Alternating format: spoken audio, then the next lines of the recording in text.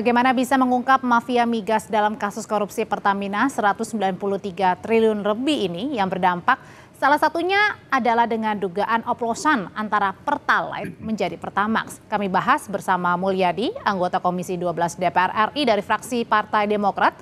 Malam Pak Mulyadi, dan juga bergabung bersama kami dengan pengamat ekonomi energi UGM, Fahmi Radi. Malam Pak Fahmi. Malam Audrey, Ya. malam Pak Mul. Saya mau ke Pak Mulyadi dulu. Pak Mulyadi, kalau tadi dalam rapat Pertamina Patraniaga membantah ya pernyataan dari Kejaksaan Agung yang menyebutkan ada temuan fakta terkait dengan campuran atau blending ya, oplosan dari Pertalite dan juga Pertamax. Jadi bagaimana Anda melihat kasus ini? Oh ya, tadi kita baru saja siang tadi sampai sore kita melakukan rapat dengan salah satunya dengan Pertamina Patraniaga. Tentu sekaligus kita mendalami isu-isu yang terkait dengan persoalan hukum yang ramai pada saat ini. Kami menanyakan secara langsung kepada PT Pertamina Patraniaga, yaitu terkait dengan masalah RON 90 dan 92 ini. Kan ini yang menjadi masalah sekarang. Seakan-akan RON 90 itu direkayasa, kemudian mereka dijual menjadi RON 92, yaitu Pertamax. RON 90 adalah Pertalite. Nah, dan yang pertanyaan mendasar yang kami lakukan adalah saya sebagai anggota DPR RI Komisi 12 mempertanyakan apakah Pertamina punya fasilitas blending untuk merubah dari RON 90 menjadi 92. Blending itu alias oplosan ya atau campuran gitu ya? Oplosan ya, itu oplosan. Tapi dinyatakan tidak ada. Yang dilakukan oleh Pertamina Patraniaga selama ini adalah mereka hanya melakukan penambahan zat adiktif dan penambahan zat pewarna dalam rangka untuk meningkatkan kualitas. Maka dari itu kami mencoba mempertanyakan terkait dengan uji kualitas. Nah, di sana disampaikan bahwa uji kualitas itu adalah menjadi tanggung jawab dari Lemigas. Jadi pada saat rapat tadi dinyatakan bahwa Pertamina menyatakan mereka tidak punya fasilitas apapun untuk merubah dari RON 90 dan 92. Tentu ini persoalan yang sangat teknis, kami anggota DPR juga tidak tahu persis apakah itu bisa dilakukan atau tidak. Namun sebagai anggota DPR yang melakukan fungsi pengawasan, tentu hal ini yang paling pertama kami yakinkan bahwa Pertamina tidak melakukan pengoplosan. Karena berita ini sudah sangat ramai ya, sangat viral. Tapi apakah Pak Mulyadi para anggota DPR juga kemudian tidak bertindak apa-apa dengan tadi pernyataan dari pihak Pertamina Patraniaga?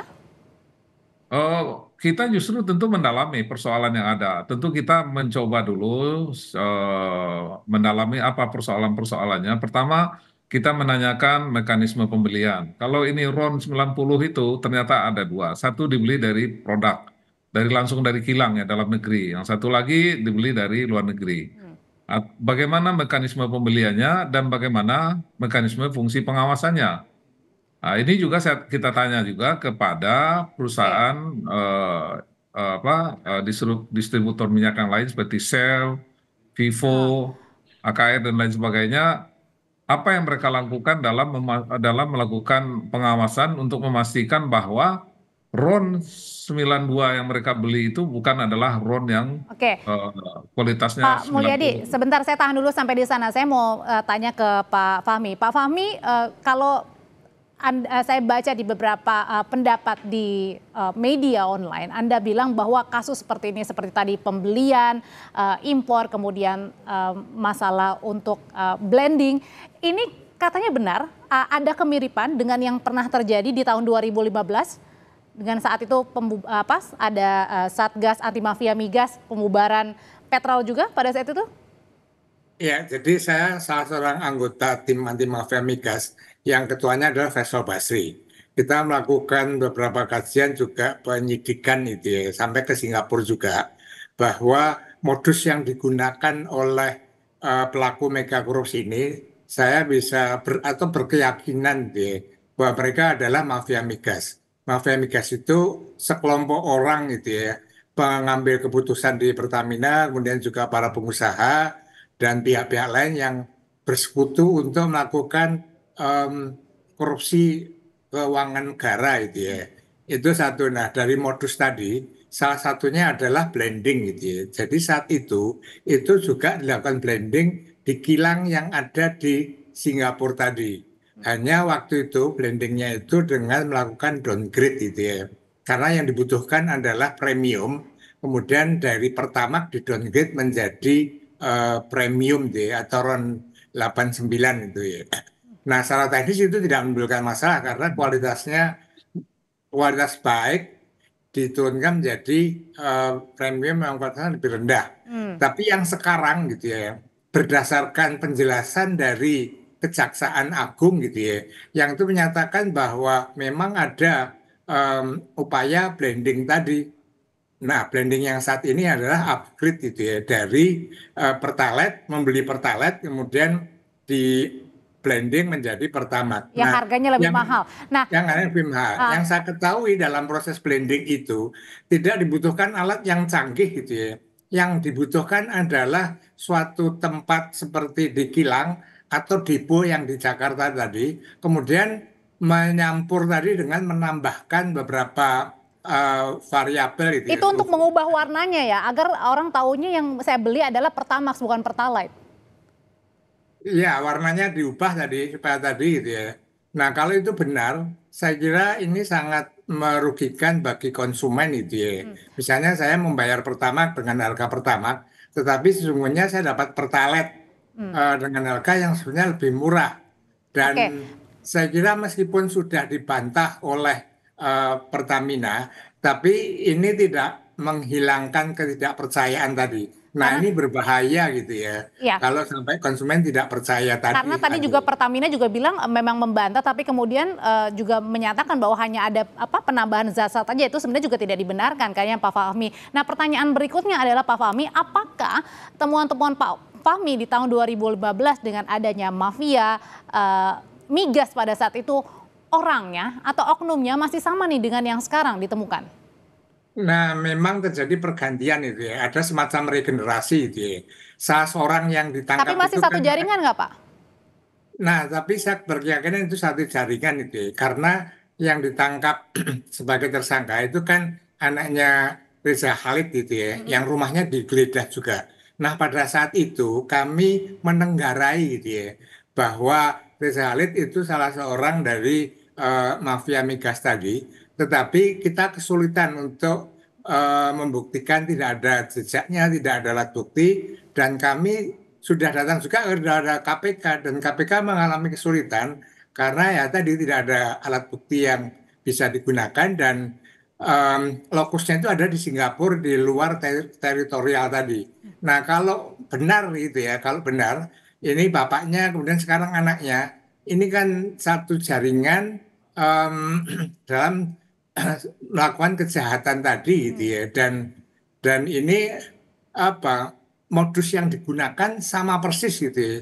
Seolah-olah itu melanjutkan apa yang sudah dilakukan oleh Di tahun 2015 kali ini 2025 artinya ada 10 generasi, tahun dalam tanda betul, kutip ya.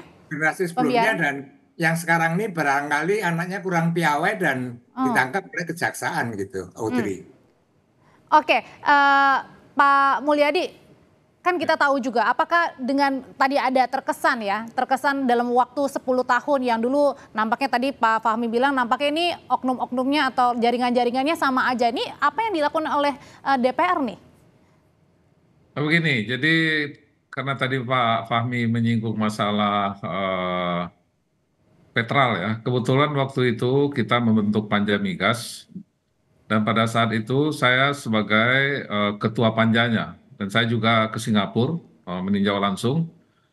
Tapi memang pada saat itu ada yang tersisakan, yaitu ada audit forensik dari Kordamenta. Itu kelihatannya itu yang tidak ada tindak lanjut. Kalau saya lihat, saya sebagai ketua panja waktu itu tentu tidak masuk lagi kepada hal-hal yang sangat teknis karena di dalam audit Kordamenta itu sudah sangat detail dan sangat jelas sekali. Artinya pada Tentu saat saya itu kasusnya mengerti. tidak dituntaskan juga ya Pak Mulyadi? Nah, saya nggak tahu tidak ditindaklanjutin karena itu sudah menjadi ranah hukum. Nah itu saya kebetulan waktu itu jadi ketua Panja Migas di Komisi 7 waktu itu. Nah, Nah, kalau sekarang yang kami pertanyakan sebetulnya adalah terkait dengan isu tentang perubahan atau rekayasa atau pengoplosan RON 90 ke 92. Kalau dulu waktu dulu itu masih ada RON oke. 88 premium. Kalau sekarang kan sudah nggak ada lagi. Tapi kalau saya lihat dari peristiwanya 2018 2023 tentu masih ada RON 88 seperti yang disampaikan tadi Oke, oleh. Pak Mulyadi. Oke, Pak Mulyadi dan Pak Fahmi, karena begini, kan tahun lalu kita juga ingat ya masih ada banyak keluhan soal kualitas pertamax sampai-sampai harus ada yang menguras tangkinya, ada yang mogok juga, kemudian muncul berbagai di media sosial sekarang kita sudah mengikuti tidak ikut subsidi, tapi kemudian ini sepertinya kita menghantri Pertamax gitu, padahal dalamnya adalah Pertalite. Bagaimana hal ini harus dihadapi supaya tidak menimbulkan kecewaan terlalu dalam oleh masyarakat? Tapi usai kumandang azan maghrib nanti Bapak akan menjawabnya. Tetaplah bersama kami, saudara.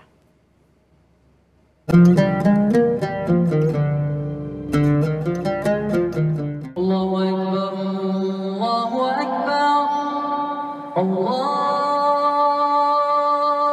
Akbar,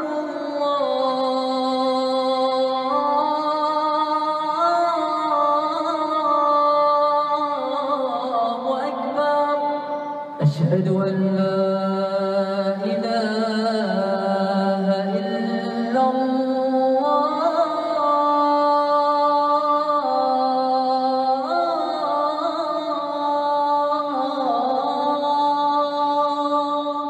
أشهد أن لا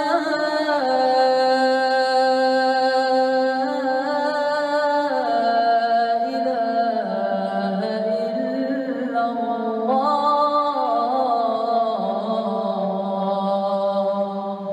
أشهد أن محمدا رسول الله.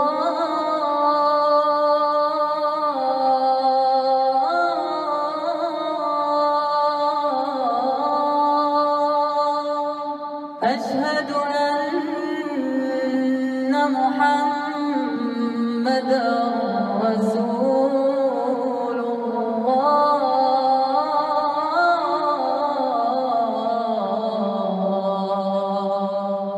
حي على الصلاة.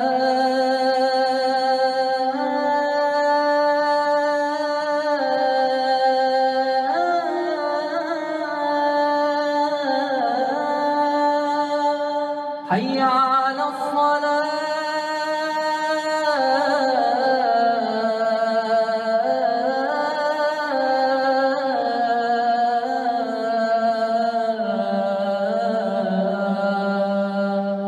حي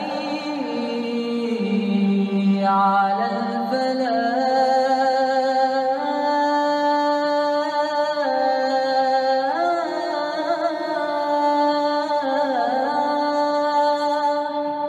حي على الفلاح.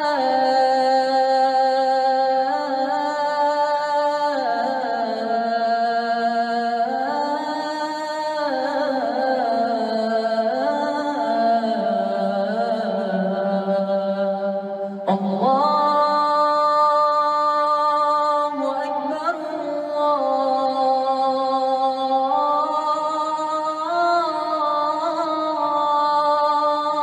الله أكبر. لا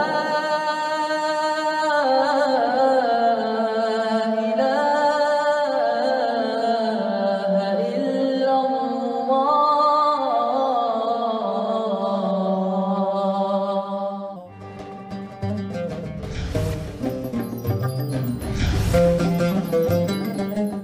Melanjutkan perbincangan kita sebelumnya, pertanyaan saya sebelumnya, Pak Mulyadi, ini banyak keluhan sebelumnya tentang kualitas Pertamax sampai-sampai ada pelanggan yang harus menguras tangki. Ada juga sekarang di media sosial di mana masyarakat ini mengeluhkan, saya sudah tidak ikut untuk beli Pertalite karena tidak mau membeli subsidi begitu ya. Tapi kemudian saya yang dibohongin, ini gimana menyikapi kekecewaan dari masyarakat ini, Pak Mulyadi? Nah, itulah yang kita tekankan tadi di rapat dengan Pertamina, ini karena masalah pengoplosan ini sudah begitu viral ya, Masif. sudah mempengaruhi juga opini Ya. masyarakat, dan juga tentunya akan berdampak kepercayaan masyarakat kepada Yes. Pertamina. Itu yang paling mendasar sebetulnya. Kalau persoalan hukum adalah dari sisi lain ya. Ya. Tentu hukum punya bukti-bukti dan pembuktian sendiri. Tapi yang perlu DPR gerak cepat itu adalah bagaimana persoalan yang viral di masyarakat ini Ya. jangan sampai mengganggu distribusi dan pelayanan Pertamina kepada masyarakat.